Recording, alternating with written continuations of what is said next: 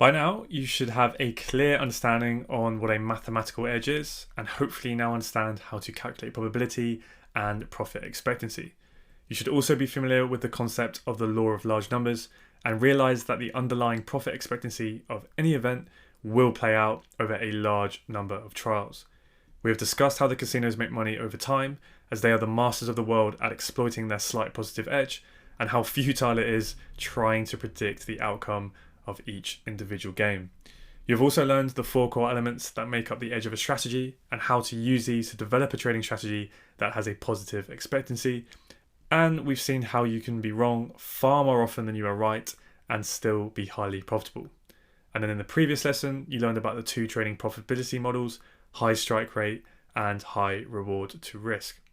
So at this point by now, you would be completely forgiven for thinking, if all I have to do is find a good strategy with a slight edge and trade it as consistently as a casino spins the roulette wheel, then why isn't everyone doing it? Why isn't everyone making money this way? And that's when we loop back around to the mind game. The mind game is the trading game. And to understand how successful traders think, we must first understand how the majority of traders, the masses, the losing 90%, we must understand how they think. And then we're going to look at 2 mental models to help you think like a winning and successful trader. I'm sure we're all quite familiar by now with this diagram representing the 2 parts of the human mind, the higher mind and the lower animal mind. So let's talk about the polarities of skepticism and naivety in trading for a minute. So bringing your stuff into the market. Now, if your beliefs about trading are balanced, realistic and empowering, you will naturally have the greatest probability of success. However, if these beliefs sway towards naivety and infatuation, so you're thinking Forex is amazing, I'm definitely going to turn my 5k account into £1 million in just 6 months. It's easy. I saw some random guy do it on Instagram. I'm going to have a Lambo by Christmas, right? We've all heard these people before. Or, if these beliefs sway towards skepticism and resentment all the way to the other end. So thinking, Forex is an absolute scam. There's no way anyone can make money in it. It's all a lie. I hate it. If your beliefs sway between these 2 poles, then naturally you will lower your probability of success. The more balanced, realistic and empowering you can keep your beliefs, the higher probability of success that you will have. There's an interesting way of finding out where someone's mind lies between those 2 polarities of skepticism and naivety within trading. So down here on the bottom x-axis, we have the probability of a winning trade based on a reward to risk ratio of 1:1. So if you think that your probability of winning is at 0%, then that obviously means that you think you'll never win a trade. And if you think it's at 100%, then that means you think you will win every single time with a reward to risk ratio of 1:1, right? And we know that in trading, you can actually lock in a 1:1 reward to risk at the time of entry, even if you have no thought that goes into the trade, because you can just throw a dart at a dartboard, right? You can enter a trade at random and still lock in 1:1. You just set the profit target and the stop loss at an equal distance. And then you can only ever be stopped out for a 1% loss or a 1% win. It's a binary outcome with 0 skill required whatsoever. So then over on the y-axis, on the left-hand side, we have the number of trade setups per month, right? And it's in the log scale. So how many trades per month do we actually find at 0% probability of a win? And how many do we find each month at 100% probability of a win? And it goes up in a log scale, right? So the y-axis is getting infinitely bigger. So the point of doing this exercise, remember, is to find out where someone's mind is. Infatuated, naive beginners, they tend to lean towards naivety and they tend to think that they can win very easily. So the probability of a win, they start down here at 0% and they think, I know that some trades are going to be losers, but I'm a trading god, I'm going to win most of the time. And they have a scale, right, their mind scale that looks like this. This green line represents someone's mind on a scale of how naive they are about trading. But what do we know from the pendulum diagram before? When someone has gone into naivety, when they have a lopsided perception of reality because they are naive, you will bang your head against the wall of truth until it flips around to resentment. So naivety turns into resentment and skepticism. Why? Because you're going along in naivety thinking you're always going to win, but in truth, it doesn't happen, it never has, and it never will. And then you'll compare your true performance, which in reality, with a 1:1 risk-reward ratio, will be much nearer in the middle, around 50%, and you will compare that to a naive fantasy where you're supposed to win all the time, or even most of the time. So then you'll get pissed off and annoyed, and you'll start to completely flip around into resentment, and you'll overcorrect, and you'll have a losing streak of say 5 trades in a row, which is obviously completely normal. And you flip your mind and you think, I can never win. Trading is impossible. No one can make money consistently doing this. So you've literally just gone from I can never lose, I'm a trading god, all the way around to I can never win. And these, again, are the polarities of the losing masses. And the bigger that your misconceptions, fantasies, and naivety are with trading, the bigger that you will flip and swing. Go and look at the forums online or some of the activity on social media, and you'll see it firsthand. You will see the polarities in trading. Some people are so infatuated with trading. They really think they're going to make millions and get rich tomorrow. They think they're going to quit the job and be a full-time trader in just a few weeks or months. And then some are so resentful. They're so skeptical. Fuck trading. It doesn't work. I tried this and this. It doesn't work. It's a scam. They're completely the other way. You can see both polarities. Here's the truth. When you are trading one-to-one reward to risk, the number of opportunities will allow for a 50-50 probability of success, right? Now, when you are trading a market like Forex, which over time pretty much eventually cancels out, it goes nowhere, right? It just ranges and it goes sideways. That means that you are dealing with an underlying edge of 50%.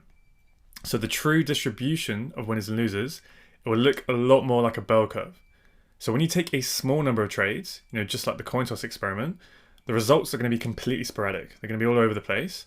So the chances of you stringing together, 4 or 5 losses or maybe 4 or 5 wins in a row is pretty high. And you'll be in the tail ends of the curve when the number of trades that you have taken are really low. But as you take 10, 20, 50, 1,000 trades, over time, the law of large numbers starts to kick in and it returns to the expected value of the underlying 50-50 edge of a one-to-one risk to reward. So anywhere on the area over on the right-hand side is irrational. So it's completely irrational to think that you can win 100% of the time, right? Because if you took the exact opposite side of the trade, then you'd lose 100% of the time. So then likewise, if you think that you've got a 0% probability of winning, right, and you think you just can't win no matter what, and you're going to lose 100 times in a row, that's obviously irrational thinking because it's just not possible. Go and lose 100 trades in a row with a one-to-one reward to risk and show me the data. If it was that consistent, then all you would have to do is flip to the opposite side of the trade and you would win 100% of the time. But either are lopsided perceptions that people bring into the market. People just bring their own stuff into the market. And if they're all the way over there on the left-hand side, they're projecting, I can never win, then they're skeptics. If they're up this end projecting I can never lose, then they are naive. But mastery is in the middle. If you log into your brokerage account and you hover your mouse over the buy button and you close your eyes and you just kept randomly clicking the buy button, whenever you felt like it, trade, trade, trade, every single minute of every single day until the end of time, with a fixed one-to-one RR, you will win 50% of the time and you will lose 50% of the time. You will have some trades which form your winning streaks on the right half of the curve, and you'll have some that form your losing streaks on the left half of the curve. But trading an infinite number of positions every week, it's not really practical or realistic, is it? And the transaction costs will start to add up rapidly. So what our job as master speculators, as photon traders, is to find an edge by pulling the quantity of trade setups down, by filtering out infinite possible potentials with layer upon layer upon layer of filters. So we're basically using filters with technical confluence to filter out the infinite possible amounts of trades. So that way we're not trading infinite times a month because we are building a portfolio of evidence of technical confluence to make sure that we filter out trade setups so that we are left with just high probability opportunities so that we are stacking probability on our side. So then when we do this, we end up on more like 10 to 20 positions a month or a week, depending on if you're more of a day or a swing trader. And then down here at these amounts of trades a month, that means that we can actually logistically sit at our computers and take those positions. 10 to 20 trades a week or a month, that is much more practical and possible. Infinite trades, obviously not so much, because the only person who gets rich in that situation is your broker. So now when we sit down at our computer and we have completely changed and improved our probability model to one that approximates around this ballpark, and then we still have a bell curve, because even the best traders in the world, they are still going to have periods of winning streaks where they seem not to be able to lose, and then they have periods of losing streaks where they tend to lose more often than they win. But this is a bell curve, and this is what a profitable trading edge looks like. That is what it looks like.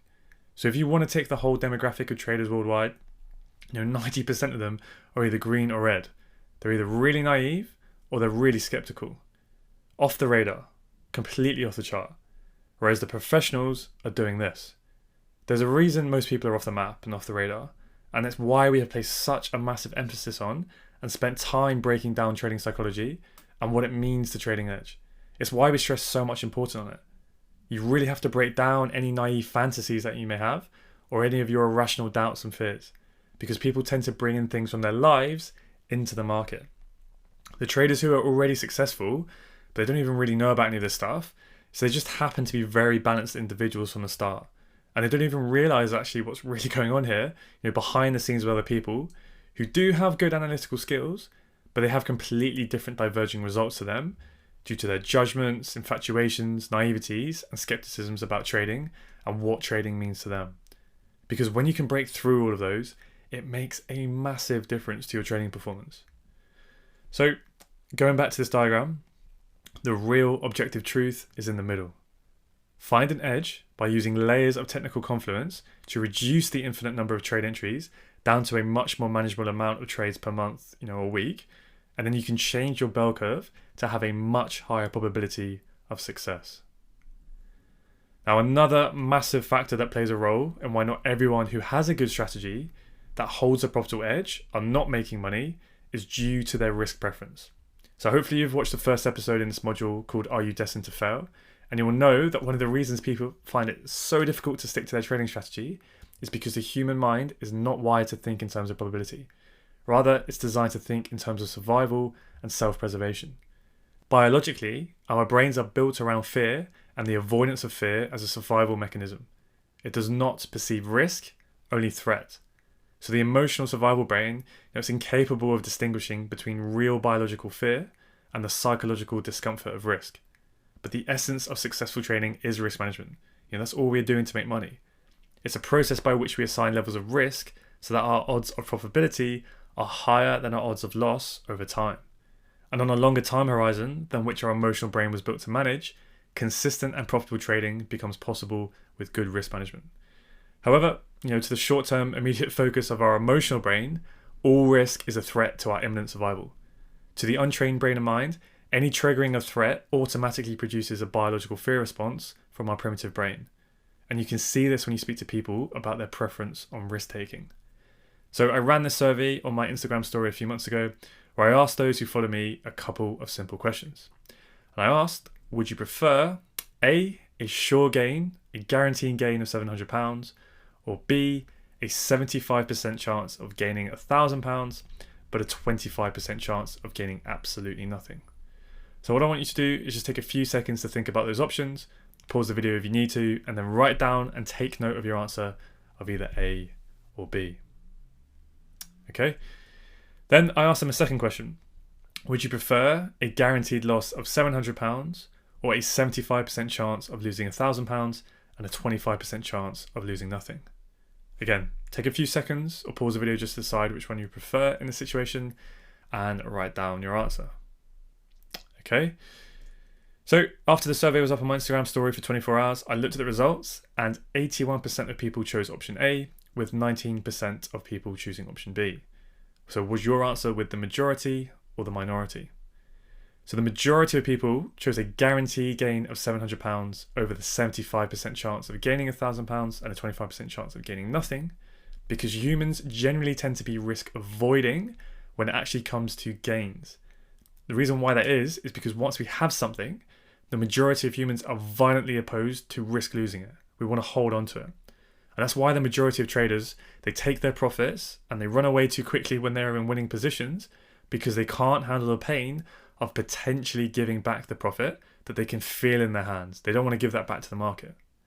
So now in the second scenario, only 16% of people chose option C, and so 84% of people chose option D. So 84% of people chose the option of taking their chances of potentially losing a bigger £1,000 loss, or with a much smaller chance of potentially losing nothing, over the choice of a guaranteed smaller loss of only £700. Now the majority of people chose option D because they tend to be risk-seeking when it comes to losses. They would rather risk a possible big loss in preference to suffering a certain guaranteed moderate loss. And this is how gamblers get hooked. Once they've made a loss, they just keep gambling and gambling. Sometimes there's even larger stakes in trying to avoid realizing the loss. It's the same way when many traders will take a loss or two in the morning. They are much more likely to keep trading that day because there's no way they're going to go to sleep that night with the pain of being in drawdown. They're going to try and force their will in the market by taking more risk on poor setups to try and get rid of that pain. So in both of these questions, the majority of people answered the way they did because it all comes down to avoiding pain. Your primitive animal brain is just trying to avoid pain and protect you at all costs. And remember, it views all risk as a biological threat to life. But now that you should know how to calculate probabilities and calculate the profit expectancy of each decision, you will find that options B and C are actually mathematically better decisions. The profit expectancy of option A, so a sure gain of £700, is obviously £700, but for option B, it's actually slightly higher at £750. In the second scenario, the guaranteed loss is £700. It's actually the better decision because as option D has a profit expectancy of minus 750 quid. Now, although in both scenarios the difference is only £50, it may seem like that is not enough reward to refuse a certain gain of £700 in a one-off trial. Fair enough. However, in trading, you're not going to only take one trade, are you? So over a large sample size of trades, you have to think in terms of probabilities, as that small difference of £50, that's rapidly adding up, as you compound and start to scale your account. It's basic human nature to prefer immediate gratification over delayed gratification. However, if you start to employ your primate instincts in the market, it's pretty much a sure way to lose your money. So the hard part here is retraining your subconscious mind to recognize this and to start taking action in line with probability. Now, naturally, this does come with time and experience, and these principles are not exclusive to trading. In fact, many successful entrepreneurs and businesses, they use this structured thought process in their decision-making processes each and every day. So, how can we start to think as successful traders then? Well, let's take a look at two mental models that we can use to apply to our trading. The first of which is what I like to call the macro versus micro. So we know that if you focus on each trade individually, there will be a random and unpredictable distribution between our winning and losing trades, right? We have no idea what sequence our winners and losers will fall in, just like the roulette table. But on a collective basis, just the opposite is true. If a large enough number of trades are taken with a profitable edge, then patterns will emerge that produce a consistent, predictable, and statistically reliable outcome. But here's what makes thinking and probabilities so difficult, because it requires two layers of beliefs that on the surface seem to contradict each other. We'll call the first layer the micro level, and at this level, you have to believe in the uncertainty and unpredictability of the outcome on each individual trade. And the second layer is the macro level, and at this level, you have to believe that the outcome over a series of trades taken is actually relatively certain and it is predictable. Now remember the law of large numbers? You need to perform a large number of trials for the true underlying expectancy, so the true edge to play out. But at the start, it's very volatile and unpredictable, right? You could first start off in a drawdown for a while, or maybe on a hot winning streak, but at the start, it's all pretty much down to luck. But it's the ability to believe in the unpredictability of the game at the micro level and simultaneously believing in the predictability of the game at the macro level that makes the casino and the professional speculator effective and successful at what they do. Because they have learned and have completely accepted the fact that they don't know what's going to happen next. And more importantly, they don't need to know in order to make money consistently. They don't care. And because they don't have to know what's going to happen next, they don't place any special significance, emotional or otherwise, on each individual hand, spin of the wheel, or roll of the dice. In other words, they're not restricted by their unrealistic expectations about what is going to happen when they are sitting in a trade, nor are their egos involved in a way that makes them have to be right. They do not attach their own self-worth to the outcome of an individual trade that they take. So as a result, it's much easier to stay focused on keeping the odds in their favor and executing flawlessly, which in turn makes them less susceptible to making costly mistakes. So they stay very relaxed because they are committed and willing to let the probabilities, their edges, play themselves out and just let the numbers fall as they want to. All the while knowing that if their edges are good enough with strict money management and the sample sizes are big enough, then they're going to come out net winners in the long run. So don't try to predict or know in advance the outcome of each individual event, because aside from the fact that it would be extremely difficult, given all the unknown variables, It's just not necessary to create consistent results. All we have to do is keep the odds in our favour and have a large enough sample size of trades so that our edges have more than enough opportunity to work. Now, Mark Douglas, in the book called Trading a Zone, which I'm sure many of you have heard of, says that to think in probabilities, you have to create a mental framework or a mindset that is consistent with the underlying principles of a probabilistic environment. A probabilistic mindset applicable to trading consists of these 5 fundamental truths. The first truth is that anything can happen. Literally anything can happen at any point in the market or on any given trade. There are always unknown forces operating in the market at every moment, meaning at this moment, in this trade, anything can happen.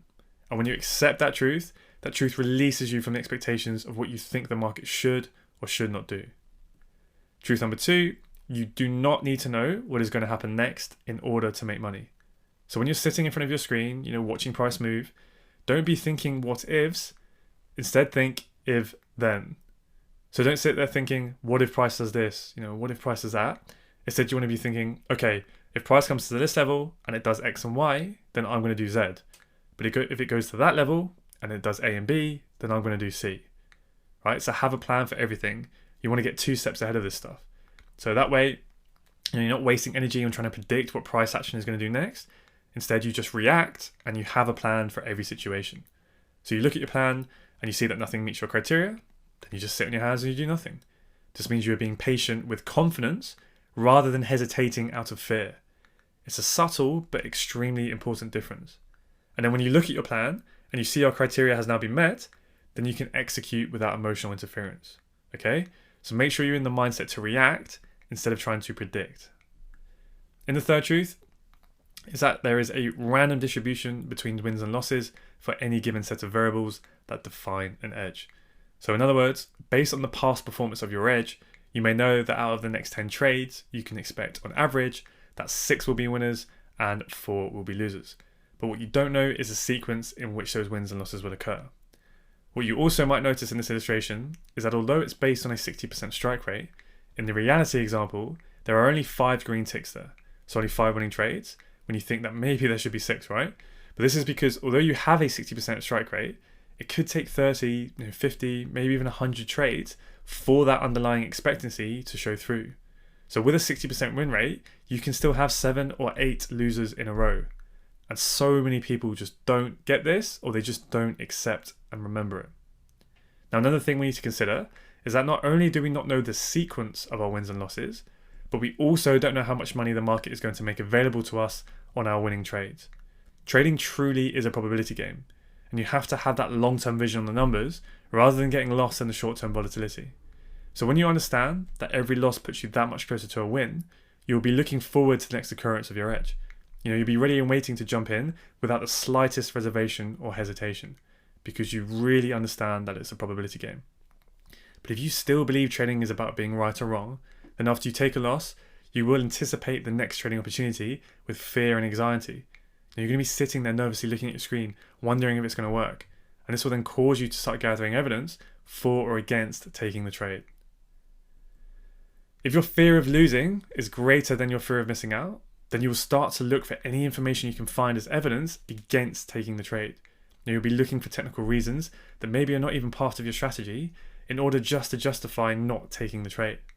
But on the other hand, if your FOMO, your fear of missing out, is greater than your fear of losing, then you will gather evidence in favor of taking the trade, and you may actually be, subconsciously blinded to valid reasons of actually why you should not be taking that trade. In either case, you will not be in the most conducive state of mind to produce consistent results. And that's why we strive to remain neutral as possible and look at everything through an objective lens, so we're not blinded by fear or greed. You have to completely accept the fact that you don't know what's going to happen next. No one does. If you expect to know what happens next, what that means is you are projecting your expectations of what you want to happen onto the market. Nothing else, and I mean nothing else, has the potential to create more unhappiness and emotional misery than an unfilled expectation. So you have to neutralize your expectations about what the market will or will not do at any given moment or in any given situation. Now, what this means in more practical terms is that when you enter a trade, you must have already accepted the risk of that trade losing. So you are essentially paying the market to find out if your trade idea is going to work or not. And that small risk you take on is the price you pay for your potential reward. Now, the fourth trading truth is that an edge is just a higher probability of one thing happening over another.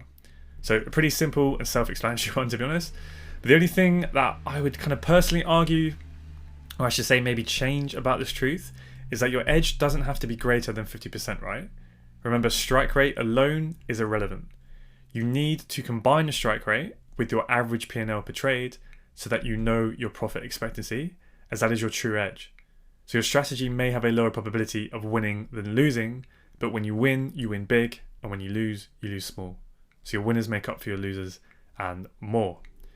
And the final trading truth is that every moment in the market is unique.